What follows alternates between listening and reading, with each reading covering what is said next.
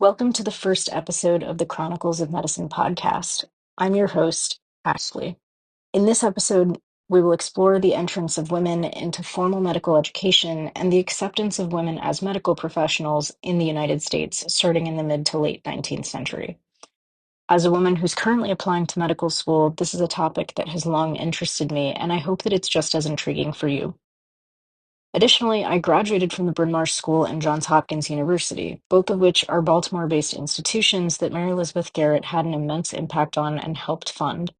She was a philanthropist who greatly influenced and helped the coeducation movement succeed, but we'll get back to her in a little bit. First, let's review the state of affairs of the medical profession in the history of the United States. By and large, between the 17th century in colonial America to the beginning of the 19th century, being a physician in the United States was not a particularly respected or difficult profession to establish oneself in. It was incredibly easy to obtain a medical diploma from any number of schools that had cropped up if one simply paid a sum of money and perhaps attended a few classes. It was not even a requirement that a doctor must have a degree. It was common to simply complete an apprenticeship to gain the requisite experience. Understandably, given these conditions, there was little to no standardization, nor was there any licensure that required doctors to conduct themselves in a certain way. As a result, there were many doctors, commonly referred to as quacks, who established themselves by peddling tinctures, ointments, and other goods that were meant to be healing without any real proof of their utility. Across the Atlantic, a more formal medical education had already been established in Europe, but had not yet arrived in the United States. By 1810, however, 7 medical schools had been established in the United States alongside universities, with the majority of students being educated at the University of Pennsylvania, the first medical school founded in the U.S. Certainly, these programs offered more intensive coursework than the diploma mills that operated purely for profit. However, their curriculum still looked vastly different from today's standard of medical education. Notably, as opposed to the current 1.5 to 2 years of intensive lectures and exams followed by clerkships, these schools offered 1 to 2 semesters of lectures followed by a few years of apprenticeships. While progress was certainly being made, there was a caveat. Notably, through the late 19th century, these programs exclusively enrolled men. Some women's medical colleges were opened, starting with the Women's Medical College of Pennsylvania in the 1850s, and subsequently, exclusively women's hospitals were also founded. Altogether, by the turn of the 20th century, there were 19 medical schools and 9 hospitals that employed and educated female medical professionals. One such hospital, the New York Infirmary for Women and Children, was founded in 1857 by Elizabeth Blackwell, who is widely acknowledged as the first woman to earn a medical degree in the United States. She was a proponent for coeducation because even though these programs did provide women in the United States with an avenue for gaining an education and practicing medicine, they did not garner the respect that schools educating men did, in part due to sexism and in equal part due to the lack of resources and funding, which resulted in fewer opportunities afforded to female doctors after the completion of their training. Nonetheless, such women's medical colleges were a step in the right direction and a welcome development in the overhaul of women's education more broadly. Even at this point, women were largely under the control of their fathers, and later in life, husbands and sons. There were very few women who had the power or freedom to choose their path, let alone decide to pursue higher education and become a professional.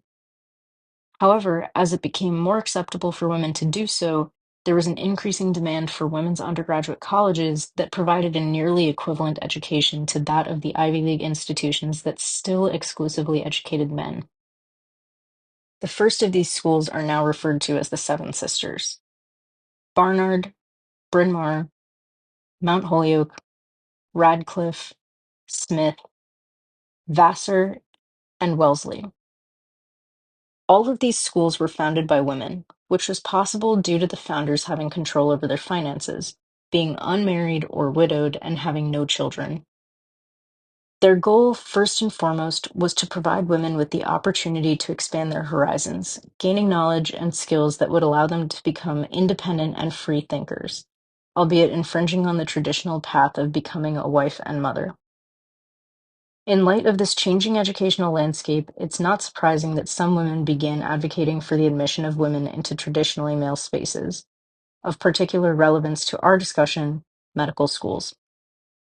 In 1878, the New England Female Medical College offered Harvard $10,000 in exchange for women being allowed to enroll. The administration was amenable to the admission of women to their medical school if they could instead donate $200,000, which was no doubt seen as an opportunity to profit off of this situation that could only benefit Harvard. However, before this sum could be raised, the faculty threatened resignation if women were to be allowed, and the deal fell through. This was the first, but certainly not the last time that women sought admission and were turned down. Let's now turn our attention to the founding of Johns Hopkins University, the next major focus of the push for coeducational medical schools. The Johns Hopkins University and Hospital were incorporated in 1867 after Johns Hopkins himself left in his will $7 million for the establishment of the institution. For reference, this is roughly $150 million today in 2024. He had a very particular vision. From formal research-centric graduate-level coursework to a hospital in which medical students could learn directly at the bedside, he spared no detail.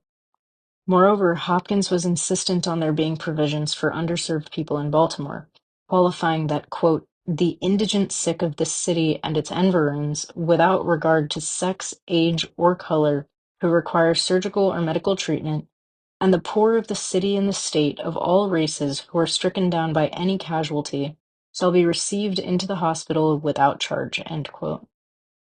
He also provisioned that a home for African American orphans be built, which unfortunately never fully materialized. With few other exceptions, Daniel Coit Gilman, the first president of the university, brought these wishes to fruition, which took inspiration from the German model of medical education and laid the foundation for the structure of modern PhD programs, medical schools, grand rounds, teaching hospitals, and more.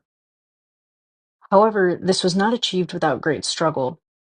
Despite the considerable sum of money that had initially been bequeathed to the institution, the university was still in its infancy and required a significant amount of money to become fully functional and meet all of the high aspirations that people had for this novel institution. Critically, the entire $7 million was held in stocks for the Baltimore and Ohio Railroad, which tanked in the late 1880s before the medical school was finished and could be opened. As a result, the university was in need of a great deal of money. And while Harvard was positioned to turn down money and refuse to admit women, as we will see, Hopkins was not. Mary Elizabeth Garrett, who I mentioned earlier, spearheaded this push for coeducation along with three of her closest friends. M. Carey Thomas, dean and later president of Bryn Mawr College, Mamie Gwynn, and Bessie King, although she was only involved for a short time. For context, prior to turning their attention to Johns Hopkins, in an effort to promote the education of younger girls, these four women, alongside Julia Rogers, had already founded the Bryn Mawr School for Girls in 1885, a preparatory school in Baltimore, Maryland. This group of women who had attended the same finishing school was called the Friday Evening or Friday Night, and they were particularly passionate about affording young women the opportunity to gain an education on par with that of boys, with an emphasis on the sciences, math, and languages, and had the goal of increasing the number of women who went to college. In fact, a graduation requirement at the Bryn Mawr School was that the girls pass the Bryn Mawr College entrance exam. Additionally, somewhat radically, Garrett insisted on also including physical education in the curriculum, which many people considered improper for girls to participate in. Turning our attention back to Johns Hopkins, in 1887, a little over a decade after the university began taking students, Garrett proposed donating $35,000 each year to fund a coeducational college of science, but her offer was rejected. However, by 1888, just a year later, the B&O Railroad stocks had hit their lowest point. Yet they couldn't be sold, since the university owned so much stock that selling it would completely ruin the company and cede control of the railroad to a rival company, resulting in financial trouble for all of Baltimore. And still, the Johns Hopkins Medical School had yet to be finished. By this point, Daniel Coit Gilman had sought out many a donor who could lift the university out of these financial troubles, but it seemed that no such man existed. After all, many still viewed hospitals warily, and as a whole, medical education was not seen as particularly profitable or of interest to philanthropists. This was an unprecedented opportunity for those in support of the coeducation movement. As the daughter of John Work Garrett, the president of the B&O Railroad, and from sitting in on his meetings as a young woman and in her early adulthood, Mary gained a firm grasp on how to conduct business and what to exploit to get what she wanted. Additionally, she was supremely wealthy. After her father's death, she had full control of one-third of John Work Garrett's estate, as she was not married, nor did she have any children. Thus, she was free to donate to whichever causes she was passionate about, including coeducation. Moreover, she had connections. Her father had been appointed to the university's board of trustees, along with the fathers of M. Carey Thomas, Mamie Gwynn, and Bessie King. While Garrett left the board due to his dissatisfaction with the lack of progress being made and later passed away before the medical school was opened, his influence and the insider information provided to the Friday evening group from the other's fathers provided valuable insight into how to best achieve coeducation. In particular, Mamie Gwynn's father, J.M. Gwynn, was Johns Hopkins' personal lawyer and was responsible for writing the documents that established the hospital and university. M. Carey Thomas's father, Dr. James Carey Thomas, was in constant communication with her about discussions that the board had, and Bessie King's father, Francis T. King, was president of the hospital's board of trustees and on the university board. Thomas and Gwynn were especially in support of the medical school being coeducational. In the absence of a wealthy male benefactor to fund the medical school, in early 1890, the Friday Night organized the Women's Medical School Fund to raise the $100,000 that the university needed to open the medical school. This became a nationwide movement involving many high-profile women, such as the First Lady, Caroline Lavinia Harrison, the wives of John Quincy Adams and J.P. Morgan, famous writers, and well-known activists from the suffrage movement. Within 6 months, the fund had raised over $111,000, roughly 40% of which had been donated by Mary Elizabeth Garrett.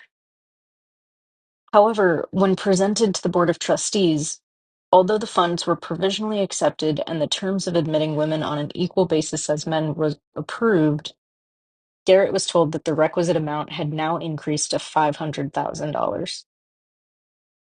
Even the $100,000 had required much effort to raise, so after only raising a bit more through the fund, Garrett offered another $100,000 of her own and required that the board make up the difference through their own means.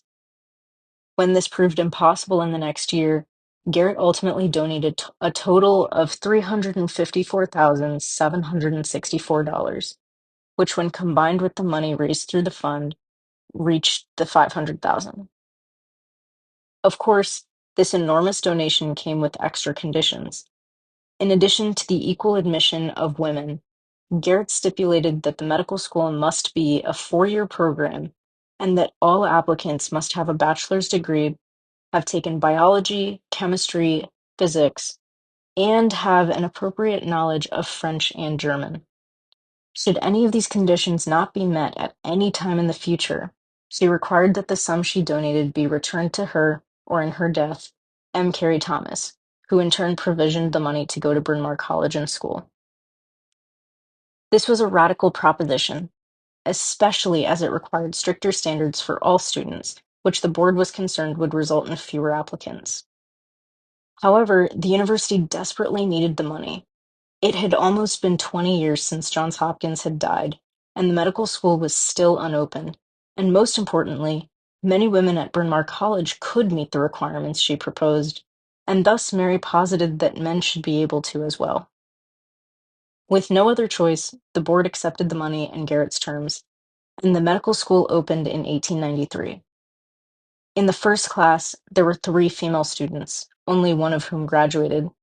The other 2 married professors and dropped out, a point of mocking from some male faculty and students. But over time, the number of female students increased. Mary Elizabeth Garrett and all of the supporters of coeducation had succeeded at a critical turning point, ensuring the access of women to a premier and state-of-the-art institution. It is worth noting that as more women entered the medical field, the requirements for training following medical school became more strict in an effort to restrict the number of female physicians and their ability to practice.